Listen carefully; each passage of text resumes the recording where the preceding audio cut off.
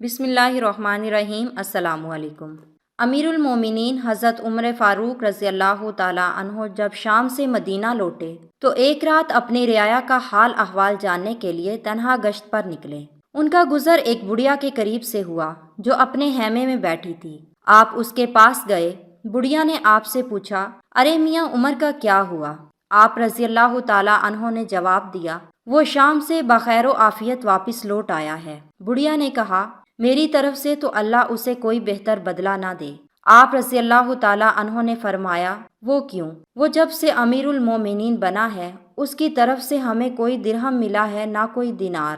آپ رضی اللہ تعالیٰ عنہ نے فرمایا، آپ یہاں اس ویرانے میں ہیں، بیچارے عمر کو آپ کے حال کی کیا خبر؟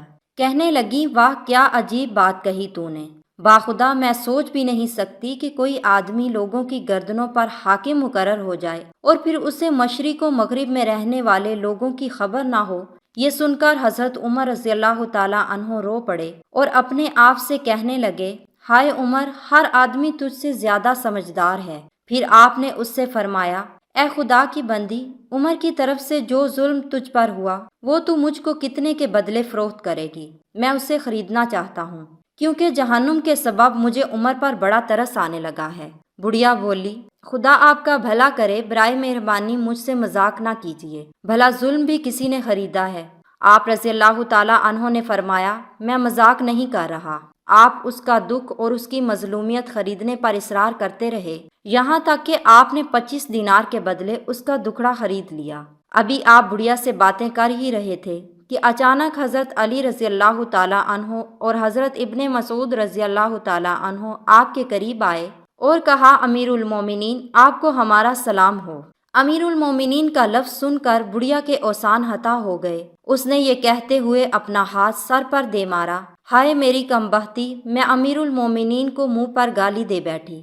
حضرت عمر رضی اللہ تعالیٰ عنہ نے اس سے فرمایا، خدا تجھ پر رحم کرے، کوئی بات نہیں۔ پھر آپ نے لکھنے کے لیے دائیں بائیں کاغذ کا ٹکڑا تلاش کیا مگر کوئی ٹکڑا آپ کو نہ ملا۔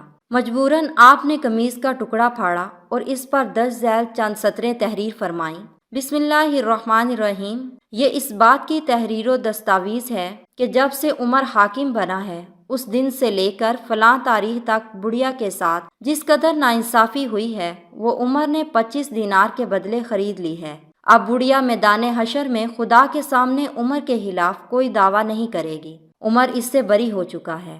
علی ابن طالب اور عبداللہ ابن مسعود اس سودے کے گواہ ہیں۔ کپڑے کے ٹکڑے پر لکھی دستاویز آپ نے اپنے بیٹے کے حوالے کر دی اور ان سے فرمایا، جب میں مر جاؤں تو اسے میرے کفن میں رکھ دینا اور اس کے ساتھ ہی میں اپنے پروردگار سے ملوں گا۔ ایک اور روایت میں ہے کہ یہ دستاویز آپ رضی اللہ تعالیٰ عنہ نے سیدنا ابو طلحہ رضی اللہ تعالیٰ عنہ کے حوالے فرما دی۔